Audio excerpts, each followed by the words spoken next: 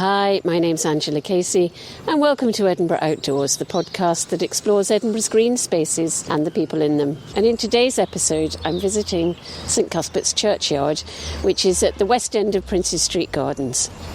And I'm going to meet death historian Charlotte Golledge and learn all about the long history of the site.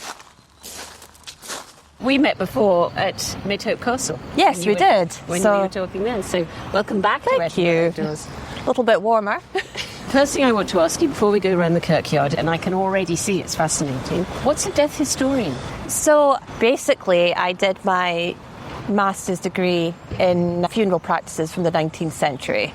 So I had the choice really of any social history I wanted to do, and I had already spent a lot of time in the graveyards, and I was working for a ghost tour company at the time. So I did Greyfriars, actually, a gentleman buried in Greyfriars, as my dissertation. I went to the National Records for Scotland and I found the papers for this man called Thomas Smith. And basically it went right through his funeral costs, which also included for 2 watchmen to be paid to watch his grave for about a week. So I just found that fascinating, and of course it brought in the body snatching, but also the social aspects of the funeral in the 19th century, because at that time to give someone in your family a bad funeral was deemed to be quite socially unacceptable. You could be shunned by society if you hadn't given someone a proper funeral.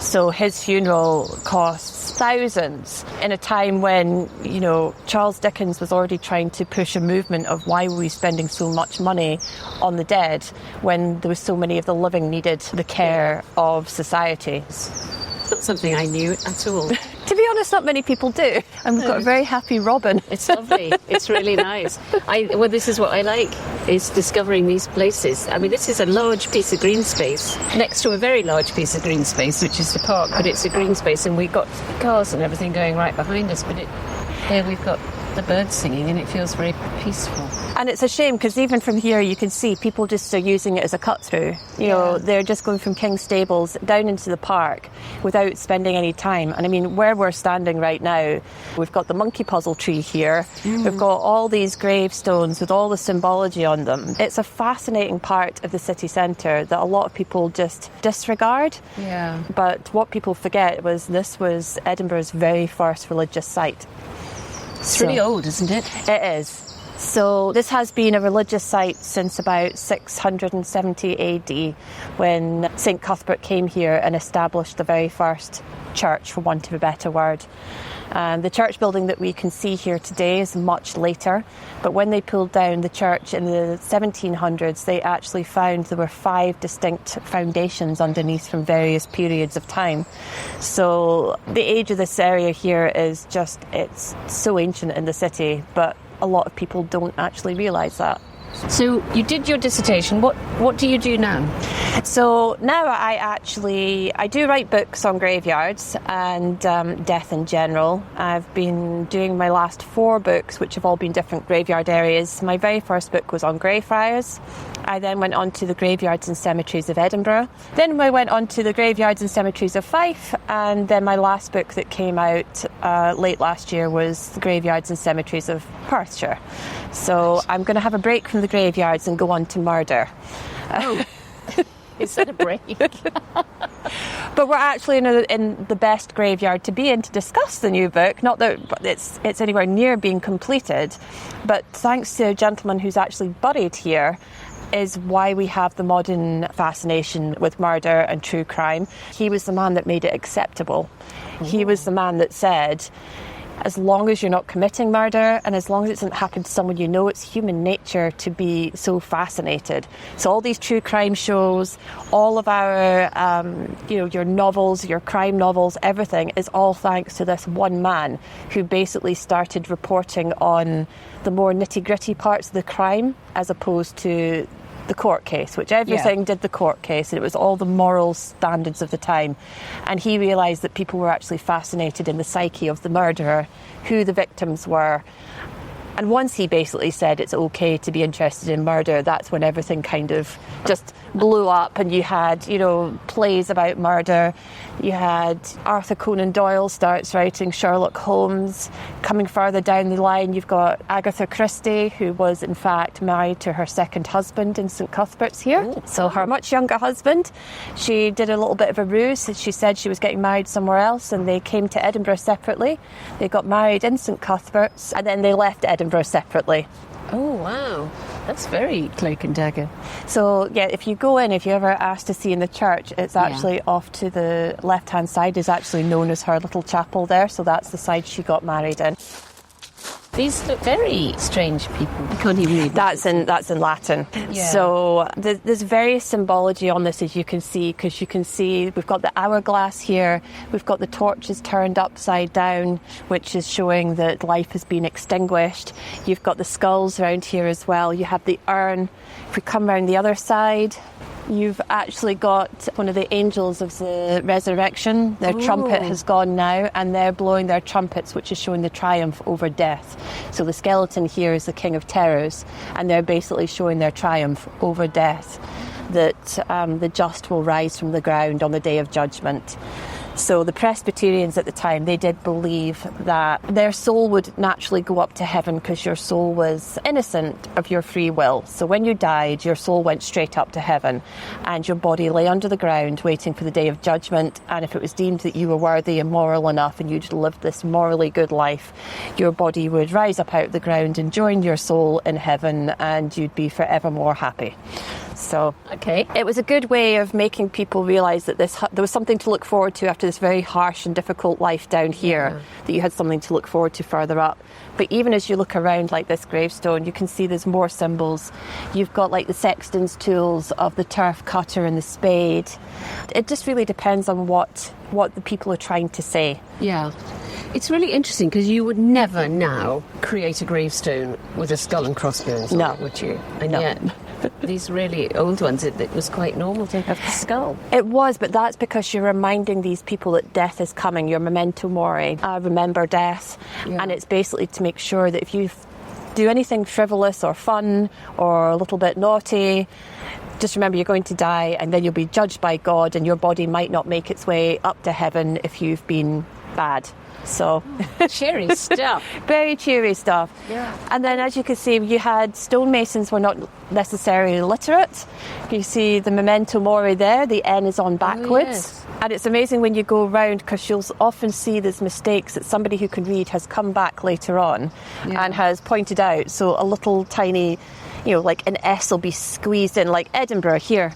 They just added an R. Edin, and then the R's had to go into the framework around the side. But there isn't the rest of Edinburgh then. And the thing is, he will have done all of that. I mean, that's from 1730. He will have carved all of that. Then he's come to this bit at the bottom.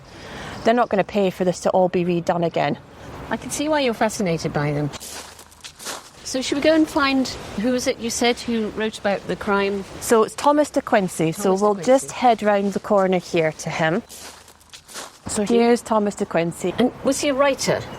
He was an essayist. I mean, a lot of people, one of his most famous works was Confessions of an English Opium Eater. And he was credited with basically starting the whole fashion of narcotics literature. Although it wasn't really seen as narcotics, but Oscar Wilde actually decided to try some of the opium after reading Thomas de Quincey's works. That's a bit unfortunate. But at that point, it wasn't illegal or anything. No. And Thomas de Quincey suffered from quite poor health for a lot of his life. He was working as a reporter before he came to Edinburgh, and he actually ended up working for Blackwood's magazine. So he wrote this piece. It's 3 essays on murder. And basically, it's done as a satire of a gentleman's club who just get together to discuss murders.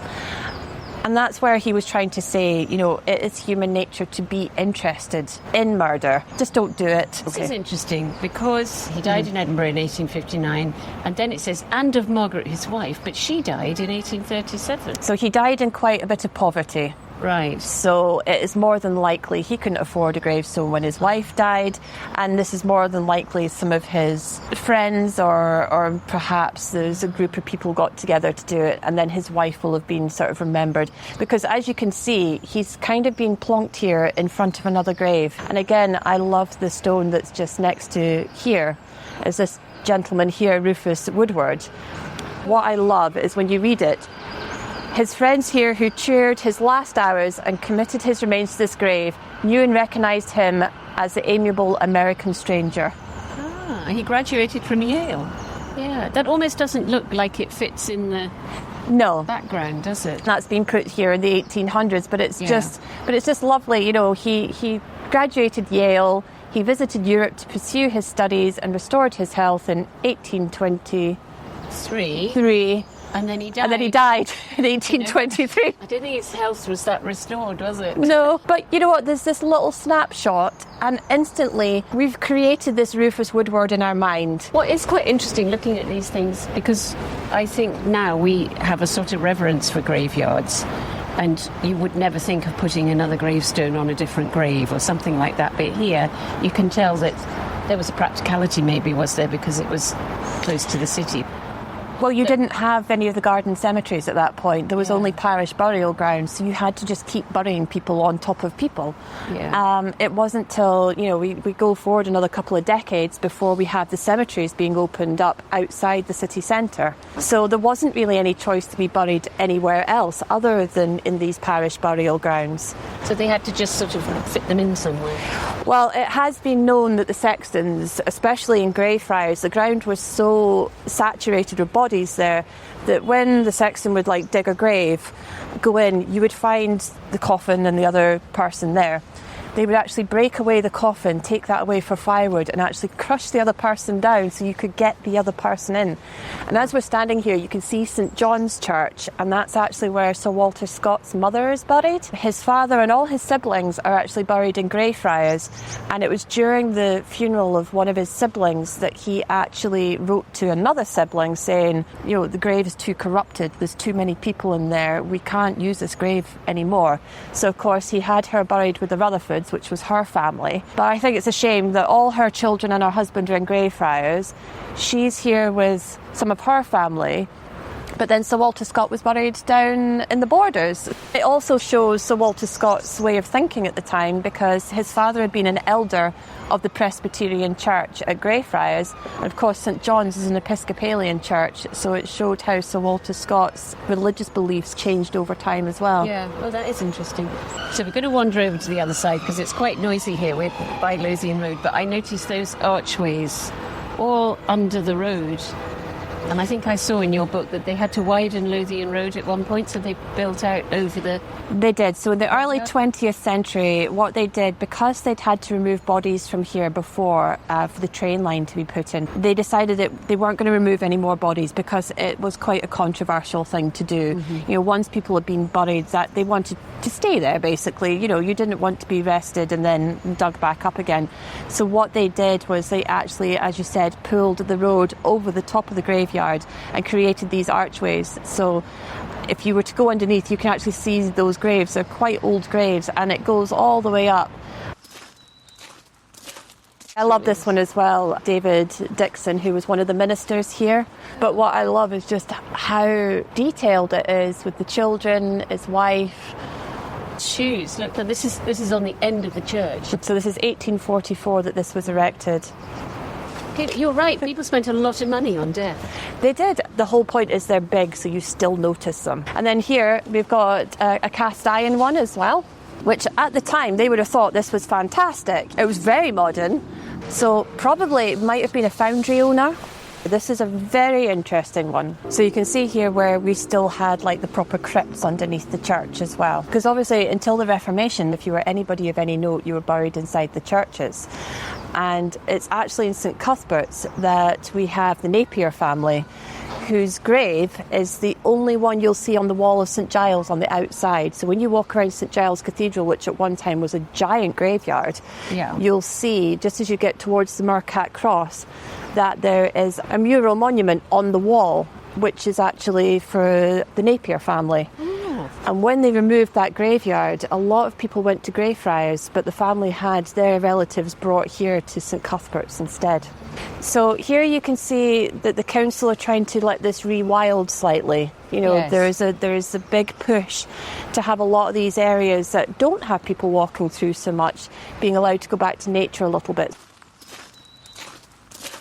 When I was at Greyfriars with Hetty the other day, she said that graveyards were a rare bit of green space, so they used to be recreational. They did, and I mean, you had your Wapping Shores there where you would practice archery, you'd have markets going on inside graveyards, you'd have meeting places of some of the guilds, they'd like to do that in the graveyards, so they were very social places. You then come along to the Victorian era where mourning became more of a passion. It's like there were lots of rules about things. And when they built cemeteries like Dean Cemetery, it was a garden cemetery, so it wasn't just somewhere to bury people, it was all set out nicely. And the trees were all in the right places, and everybody could enjoy visiting them like Parkland. I think then we come forward to the First and Second World Wars, and because so many people died during them, a lot of people for a long time didn't want to talk about death. Graveyards became slightly taboo areas. You would still visit, but the whole purpose of going to a graveyard was for mourning. It wasn't for recreation or anything. I think that's how we think of it now, isn't it? People will come here to wander around and have a look out of interest, but would you come here for a picnic? I'm not sure you would. It'd be nice if people used this a little bit more instead of just using it as a cut-through. Yeah. So we're standing here on a really lovely sunny spring day. Mm-hmm. It's hard to imagine the dark underworld of body snatching, but I think that was here, is that right? It was all over Edinburgh. Edinburgh was rife with body snatching. Here, in the late 18th century, they actually made the walls much higher, so they extended the height of the walls. I mean, you could even see down there was a very distinct line, and then you could see where there's another section's being put on top. And that was the first part. They tried to deter the body snatching going on by heightening the walls. Then, of course, when you mentioned the tower, that's the watchtower. So the watchtower, if you saw it, had windows all the way round. So when you were inside, you could watch out over the graveyard. The only unfortunate thing with that being is the watchtower is over by Lothian Road. And at the time when that was built, a lot more people would have been buried over here. Oh. The most sensible place. But if you had people working in shifts, however, it's quite likely maybe someone would go and warm up for a while. Mm-hmm. Like I said in my dissertation, there were 2 watchmen to watch over the grave of Thomas Smith when he died. I did wonder what you meant when you said that. So someone would die and you would pay for people to watch the grave until the body was too old to use? Considered too old to use. I mean, they only paid for 10 days for Thomas Smith. But it was well known at the time. I mean, if you read the Caledonian Mercury, there was nothing about body snatching going on. It's almost like Edinburgh had nothing like that happening at all. But when you read some of the Liverpool Echo, bodies were being shipped up from London because the demand for bodies at the anatomy school was so high. There was bodies coming from Liverpool. Anywhere there was a port, basically, they were sending bodies up. London, there was the Ben Crouch gang. They were quite a well-known body snatching gang. Oh, there's a train. We're going to talk about the train in a while, but the train goes right up to and under the graveyard. It does. So these were bodies that people had snatched from other places that were then shipped up? They were. So Ben Crouch and his gang, there was a small excerpt of a diary that got left behind, which actually has been published. It's the Diary of a Resurrectionist. And basically, Ben Crouch actually lists all the bodies that were sent up to Edinburgh and how much he got for each one. And because they were being paid much more in Edinburgh, because it was leading everywhere else in the UK, so that's why the demand for bodies was so high. However, if you go to the National Records for Scotland and you read family papers, it's like the Innes of Stow family, they left so many papers. He had the letter letting him know that the mother had passed away and that she had been buried at the Canongate. However, they'd paid for watchmen to keep away the students of the anatomy school. And they're actually discussing this in a letter like it's everyday life. Yeah. But if you try and look it up in newspaper articles, there's nothing about body snatching going on in Edinburgh whatsoever. So the body snatching was happening all over the country, but the one we all know about is Birkenhead, isn't it? It is, and the funny thing is Birkenhead were not body snatchers, they were murderers. Oh. So basically what happened with Burke and Hare, and we're not far away from Tanner's Close, which is where William Hare had his common-law wife had her guest house, for want of a better word. And what happened was William Burke and William Hare, they came from Ireland, they were working on the Union Canal, they met each other and they wanted to make money. And an old gentleman died while staying at the guest house, and he still owed some money. So they basically decided, rather than call the authorities, they'd heard about Alexander Monroe, the anatomist. So they decided to take the body to him, but they actually bumped into one of Dr. Knox's assistants, and Dr. Knox was another anatomist, and basically they paid them for the body. So it would have been somewhere between £8 and £10 they'd have been paid for this body. And this assistant basically just said, if you come across any more bodies, then please feel free to bring them along for you to get paid. And I mean, this was a lot of money for two guys just working on digging a canal through central Scotland. So they came up with this ingenious idea of picking people who wouldn't be missed and killing them, basically. And this went on for a while, and they got really, really cocky. They already had a dead body in the house. They tried to kill somebody else. They actually got away, alerted the authorities, and then that's how they were caught. William Hare turned King's evidence against William Burke, so basically he was going to get away with everything, and William Hare was going to take the rap for the whole thing. He was executed, and just outside St Giles Cathedral, lots of people came to see the execution. His body was then handed over to the anatomist. It was Alexander Monroe, who's actually the anatomist who dissected him, and his skeleton is in the University Museum, and it is classed as being probably one of the most priceless skeletons in the whole world. But there are still bits of William Burke that kind of appear. There was card holders, wallets was made from his skin. You know, there was all these macabre little items of mementos of him. So why do we remember them as body snatchers then? Because it was during the body snatching epidemic. They're the world's most famous body snatchers who never actually snatched. They just decided to miss out the middleman and just go straight in for the kill, basically. It's a bit cleaner, you didn't have to do any digging. And the fascinating thing is, with body snatching, a lot of families would find different ways to try and deter the body snatchers. I mean, you go into places like Greyfriars and you'll see the mort safes which cover the gravestones. Here we've got the higher walls, we've got the watchtower.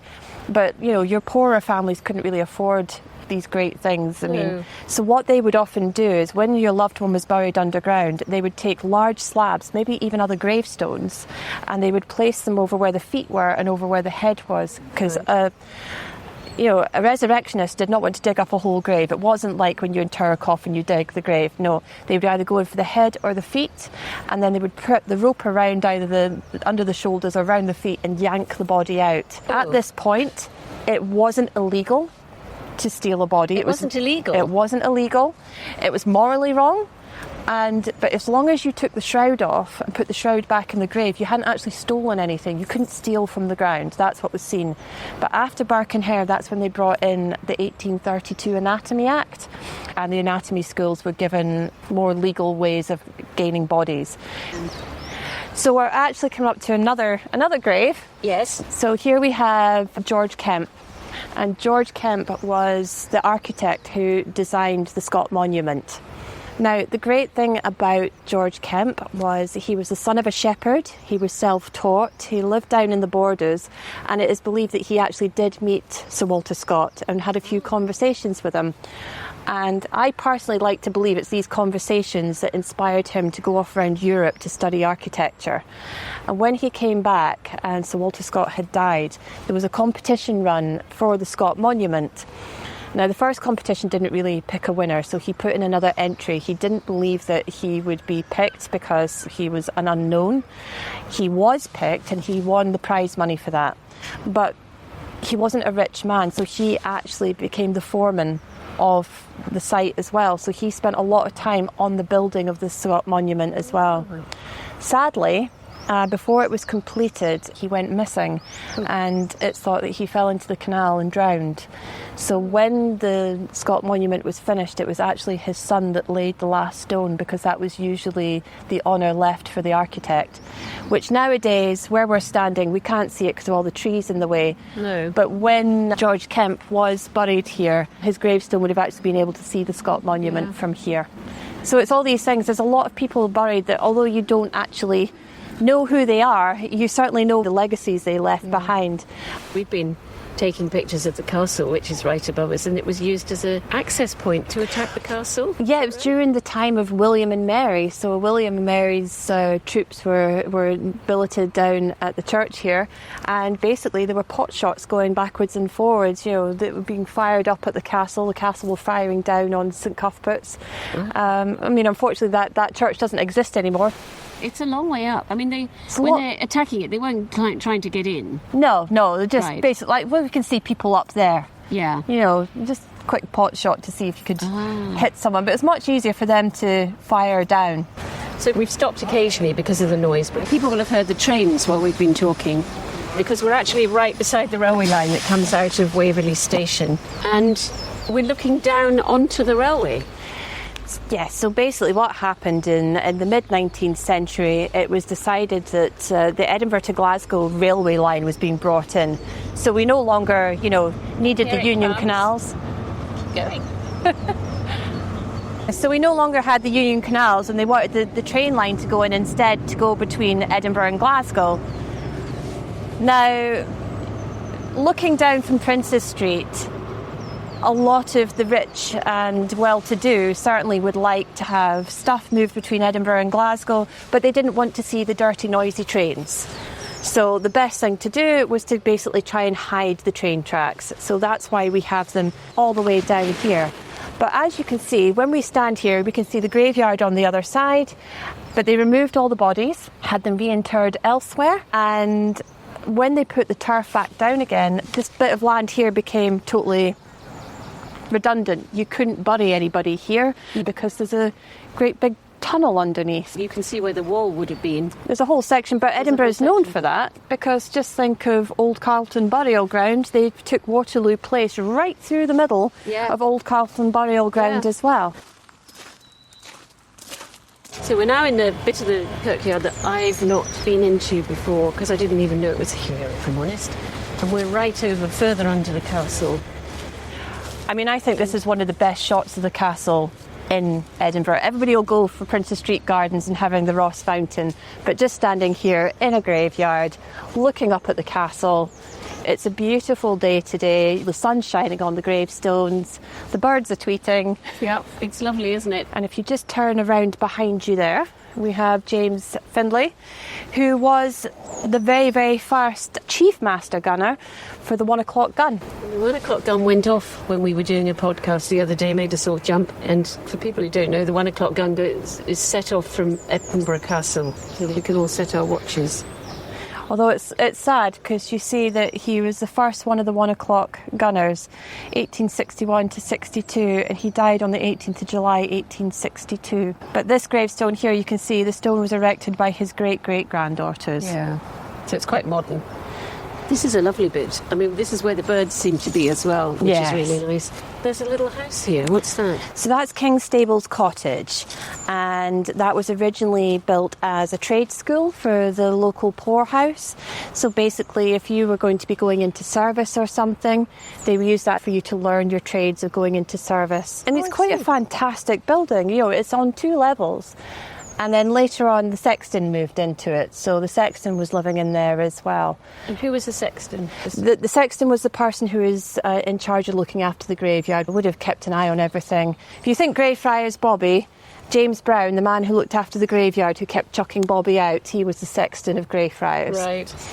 So the sexton lived there for a while, but it's now an Airbnb, isn't it? Apparently it is, yes. Yeah. So the last couple of years it's been turned into an Airbnb. I mean, to be honest, your neighbours are very quiet. You look out your window, and for me personally, this is a view that I would not get tired of. No. So we usually ask the questions at the end of the podcast. I know you'll say a graveyard, but where in or around Edinburgh, where is your favourite place? In Edinburgh, Greyfriars Kirkyard. is my favourite, because if you go early in the morning, the sun's shining on some of the stones that are quite quickly, in the shadow for the rest of the day. There's just such a beautiful atmosphere in Greyfriars if you're there early enough before everyone else arrives.